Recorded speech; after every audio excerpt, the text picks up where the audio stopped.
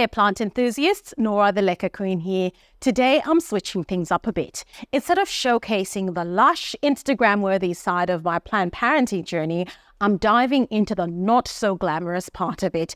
This video is all about the plants that I just can't seem to get thriving. In today's episode, I'm going to get real and raw. I'll be sharing my personal struggles with certain houseplants that, despite my best efforts and the scientific know-how at my disposal, just don't thrive under my care. So grab your favorite drink, get comfy, and let's share some plant fail stories. Remember, it's all part of the learning process, and sometimes the best lessons come from our not-so-successful experiences. First up is my maidenhair fern. That is my maidenhair fern there. She's not dead, she's still alive, but she's hardly thriving. There's lots of little browning leaves there, and it's just not looking vibrant. It's not looking luscious. It's not looking healthy. I recently did a video where I showed how I actually transitioned this plant from soil to leca. And look, I think the transition went really well. The plant was okay, but it's just not looking lush. It's not looking as lush as I'd like it to. And I think it's probably because I actually have been letting this reservoir get a little bit dry. That is really my fault. It's end of the year. Everything is just so busy. I've been so busy and so distracted with all sorts of things. And it's really hot in Melbourne. So the reservoir has gone dry a few times. So that's probably why it's looking the way it does at the moment. It does have a little bit of new growth coming through over there. So it's not all is lost. So probably, maybe, fingers crossed, this plant will come back for me. But maidenhair fern is a plant that's just always eluded me. I don't know how to care for this plant.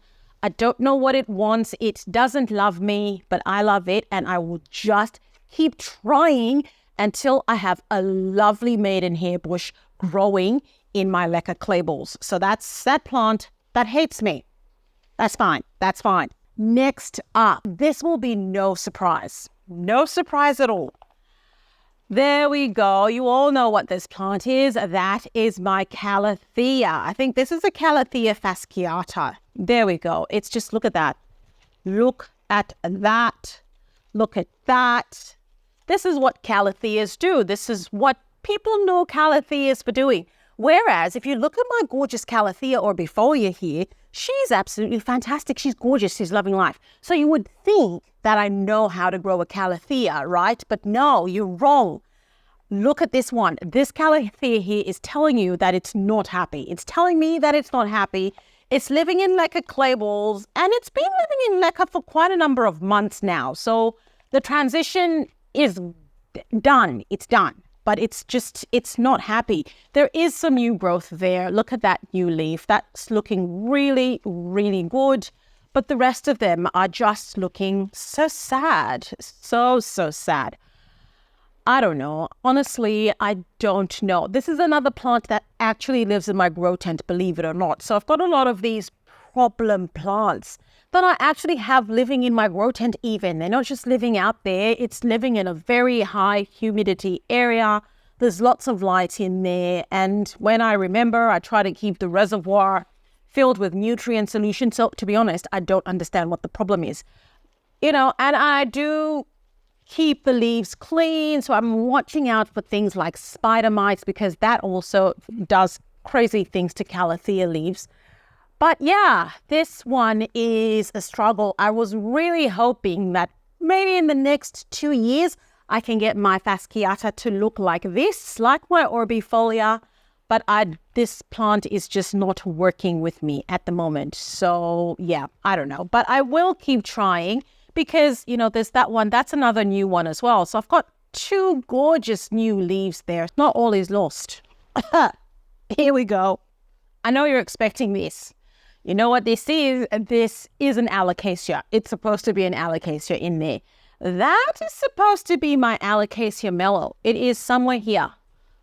Over there is my alocasia mellow right there. It's quite firm. It's not mushy, so it's not dead in there. So that's good. I think, maybe. I don't know. I'm not even going to check. but my alocasia mellow is a plant that I have gone to hell and back with, honestly.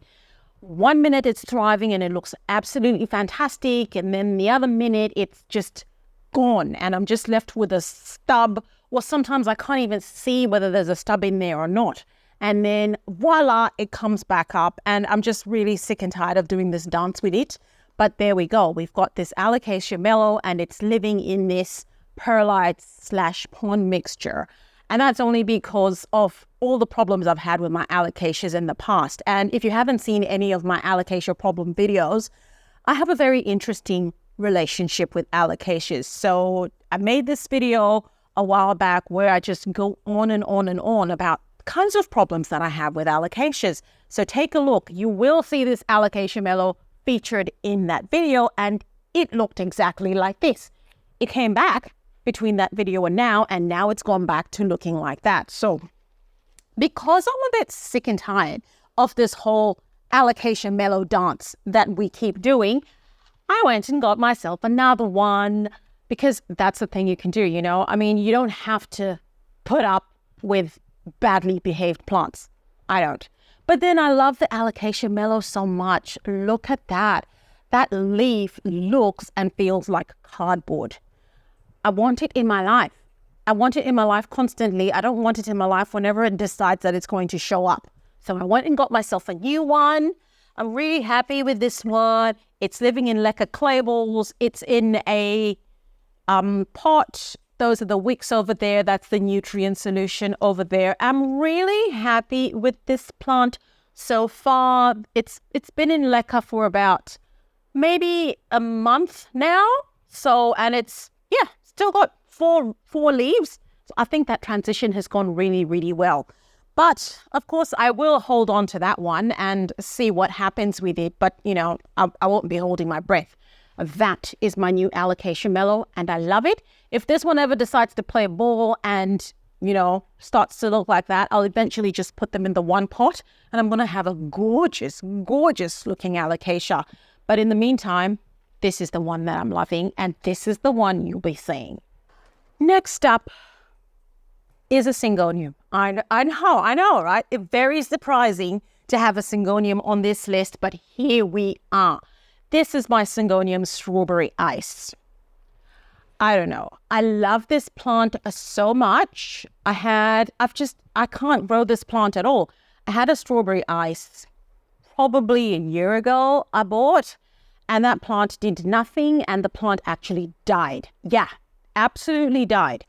And I decided to get myself another one because I love the strawberry ice so much. Just look at that leaf. Can you imagine? Look at how gorgeous that looks. It really, really looks amazing when you see a proper strawberry ice specimen. My strawberry ice is being very problematic. It's living in leca clay balls. It's got good roots. So it's not the roots. I don't understand what it is. See, that's a root that's protruding out of there. It looks pretty healthy. It's nice and white.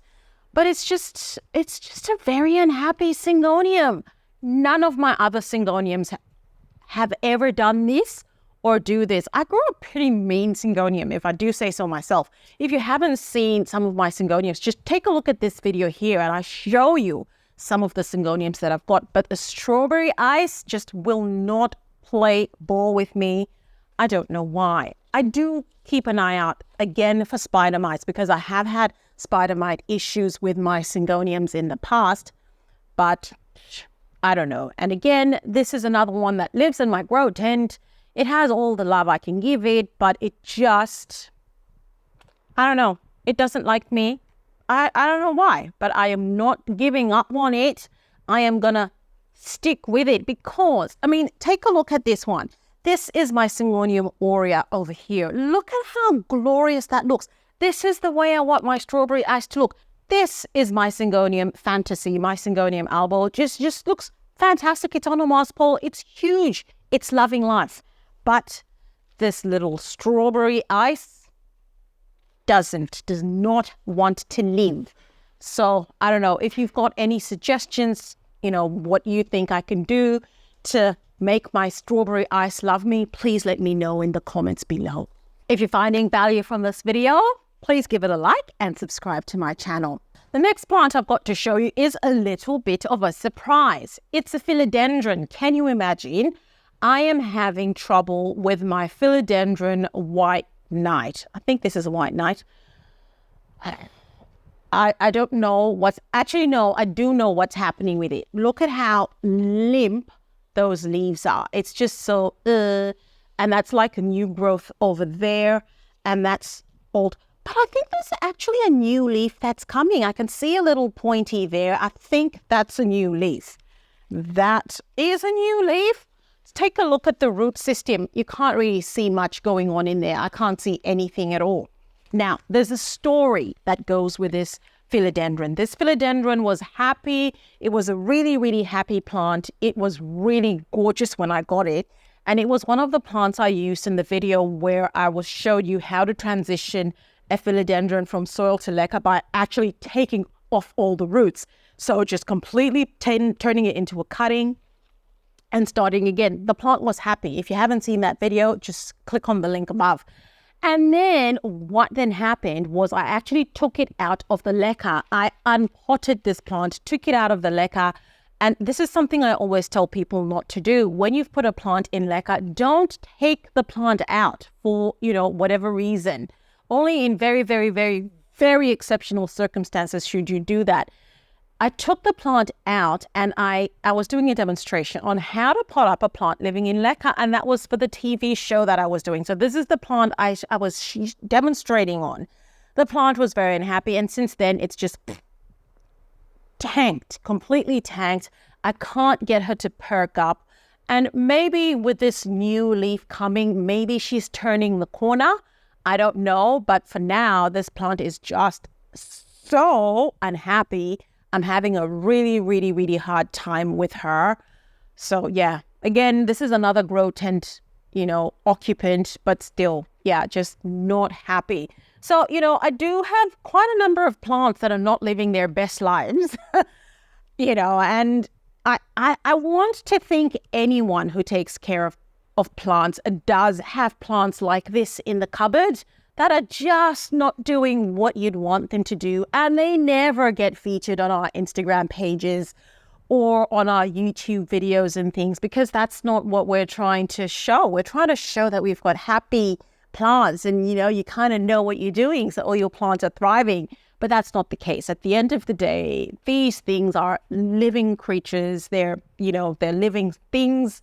You can't determine what happens. All you can do is provide conditions that you think are going to help the plant thrive. Outside of that, it's completely out of your control, completely out of my control, and which is why I have a philodendron that looks like this. Next up is a little peperomia. I hardly show this peperomia. This is my variegated watermelon peperomia. Now, you guys will know that I can grow a watermelon peperomia, right? This one here is a watermelon peperomia. That's a silver watermelon peperomia. I've got another one, a big bowl of a watermelon peperomia. This is the variegated version of that plant, and it was a lot bigger than this before. And at one point, it actually lost all its leaves, all of them. This is actually new growth on this plant. It is coming back. It's regenerating. So I'm not too sure exactly what happened. I'm thinking probably just change in circumstances, change in growth pattern. I moved it from one place to the other. Then it was winter. I don't know. I'm not up here making excuses. I'm just saying this is what my variegated watermelon looks like. It's not what it's supposed to look like. It's supposed to look like that. But it isn't. It is not happy. I don't know. It's living in leca clay bowls. That's, the little reservoir over there. I'm actually thinking for this plant, I'm actually probably going to put it in some pond, to be honest with you. I'm thinking maybe leca is too much of a dry situation for it. And also I actually have it living in a wick setup. You can see the wicks over there. So this leca actually isn't submerged in the nutrient solution. So I'm thinking because of that as well, it's just getting a little bit too dry with those roots. I don't know. I'm thinking maybe putting it in pond might be a better way to go. I've done that with my other peperomia, my Peperomia Shumi Red, and she looks gorgeous. Does not look anything like that. So this baby is going to go in pon, and I will put her back in the grow tent where she lives. She has absolute maximum lighting, so obviously lighting is not the problem here. I'm thinking it might be a root thing. So yeah, that is my gorgeous variegated watermelon peperomia. Well, maybe not so gorgeous, but yeah, she's gorgeous to me. Let's bring in another Calathea, shall we? Because, you know, we got to have lots of Calatheas on this list. This is my Calathea Thai Beauty. I mean, although to be honest, actually, I think she's looking quite perky these days. She wasn't looking so hot before, but still, look at that. Look at that. I've got crispy leaves everywhere. She is just... But, you know what? To be honest, maybe she actually doesn't deserve to be on this list. Because look at that new growth. It's looking really good. Those leaves are looking really healthy. There's not a crispy edge in sight. So maybe things are actually looking up. And I'll put the reservoir down and show you the root system. That is the root system over there. So I think this plant is actually happy. But I'll tell you the story of this plant. So I got this plant. I was really excited because, again, this is a Calathea. Again, you know, this is me being confident now based on the history I've had with my Calathea orbifolia, thinking to myself, yeah, I can grow a Calathea. Look at my orbifolia. Of course I can grow a Calathea. I'm going to get myself a Thai Beauty and I'm going to grow it to the size of my Calathea and I'm going to be the man. Yeah, no, that is not what happened. I put it in leca clay bowls and it was fine. It survived. It was okay. But it wasn't thriving. Not like my Calathea orbifolia that is actually living in leca clay bowls. I don't know what the problem is. And things were just not working out. I had it in my grow tent. I always made sure it had nutrient solution in its reservoir. It was getting a lot of light.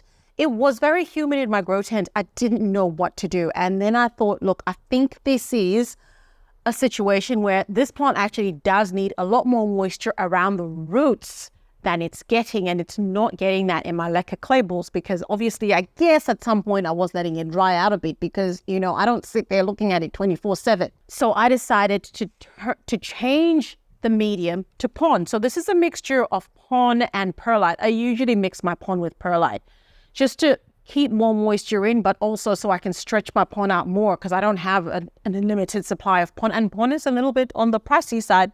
But yeah, so since I've put it in pon, I think it's starting to look really, really good now. It might even feature on my Instagram page if it keeps behaving. So once I just take off these like bad leaves, it doesn't look too bad. It really, really doesn't. So yeah, that's my Calathea Thai Beauty. You know, I think it's starting to redeem itself. I'm redeeming myself. I think I can grow a Calathea Thai Beauty.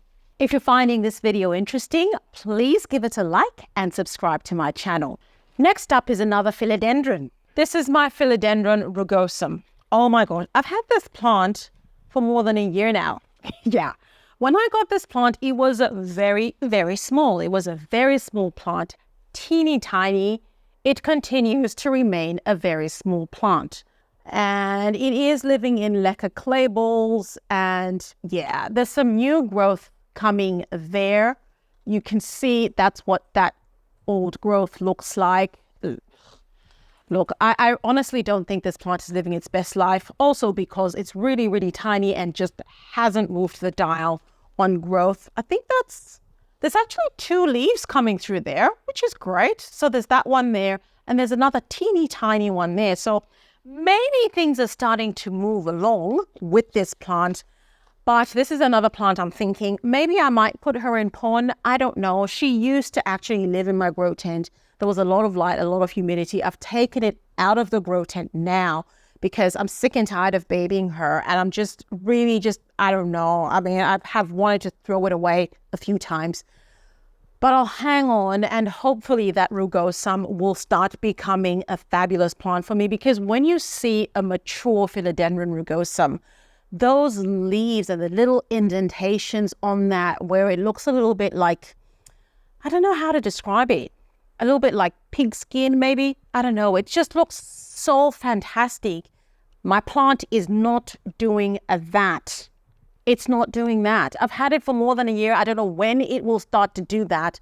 I'm getting really frustrated. So yeah, things are not going well for me. Let's bring a moss pole, shall we? Because I love moss poles. You guys all know that I love moss poles, but I am having trouble with this plant on a moss pole.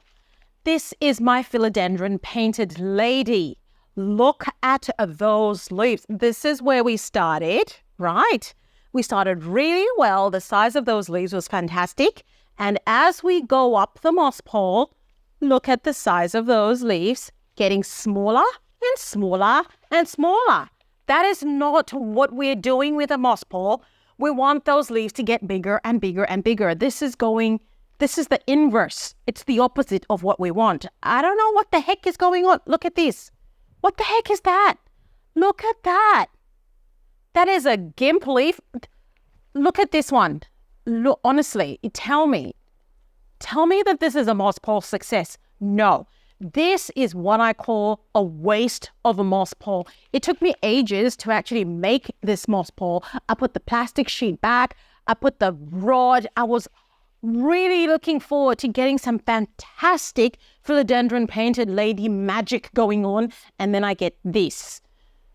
And I'm thinking, oh, bloody hell, what am I supposed to do with this? I honestly actually don't know what I'm supposed to do with this. I'm very tempted to just chop it right back and see where we go. I don't know. What do you guys think I should do with this plant? Should I chop it back and have it start a new growth point, or should I just get rid of it and start again? Let me know in the comments below. That is my crazy painted lady philodendron not doing what a plant is supposed to be doing on a moss pole. Last but not least is something you are not expecting. Look at this gorgeous baby. This is my variegated fiddle leaf fig plant. This is one of the plants that I have wanted so badly. I paid stupid money for it, and I chopped it up, and the leaves dropped, and it's living in leca clay balls. The root system is fine. I've actually had this plant for over probably 2 years now. Yeah, I know, 2 years. And this is all I've got to show for it. I don't know why. So, yeah, I'm thinking, to be honest with you, this is completely me. This is my fault. It's my bad. I don't think it's the plant. I think I just haven't really put the time in to learn about what this plant needs. I just assumed that because it's a fiddle leaf fig, it's going to be like all my other fiddle leaf figs and I can treat it the same way, which I've been doing. But I think that's not really going to work. That's what I've got now. And you can see where the plant was chopped over there. And that's another, growth point that's activated. And that's really where the main bulk of the plant is. There's this second one over here, and it's just got the one leaf there. And there's not too much going on. And then, of course, you've got that whole long thing over there. Now, I'm faced with a dilemma here. I don't want this plant to keep looking like this. I'm actually thinking that I want to cut it over there, air layer it for a start.